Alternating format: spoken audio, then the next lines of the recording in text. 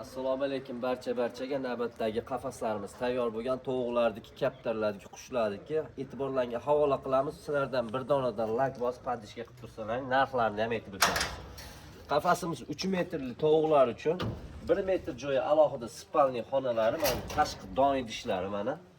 Mana bu yerda tovuqlarimiz don ovqatlanib, mana spalnikka kirib ketishadi. Bu yerda ikki qator qo'noqlar mavjud. Yon tomoniga tuxumlash xonalarini qilganmiz, ikkiga ajratganmiz. Tashqaridan turib bemalol tuxumini olish mumkin.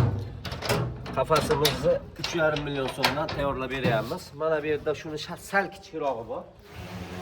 Sepkalari qalin holatda bo'lgan, ranglari mokri ko'rinishga ega bo'lgan 1 metr joyi spalniy, don idishlari mana ikkiga ajratilgan. Eshiklariga baho beramiz.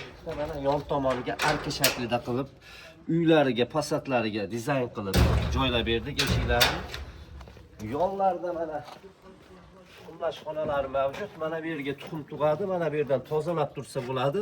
Tuxumni uklon sifatida pastga dumaletda mana setkaga o'tib qoladi. Bu yerdan tuxumini olish mumkin. Tuxumini yeb qo'ymaydi tovuq.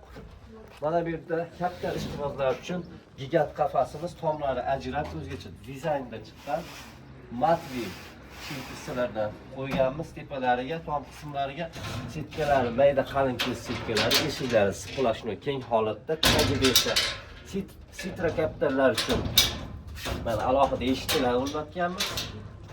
Ichida 30 dona gnezdosi mavjud va bitta parlash xonalari ham bor. Qolaversa mana qo'noqlari chiqib ajraydi alohida. Zakazga tayyorladik qafasimizni. Baliqchi tumaniga, Bo'stonga 4 million so'mga tayyorlab berdik.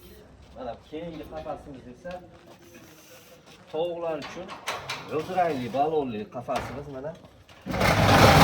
Juda chiroyli holatda yengil harakatlanadi. Qafasimiz uzunligi 2.40, eniga 1.10, don idishlari va qo'shimchasiga bonuslariga akalarimizga suv idishlarigacha mana ichiga qavoramiz. Suv idishlarigacha qadarga qildik.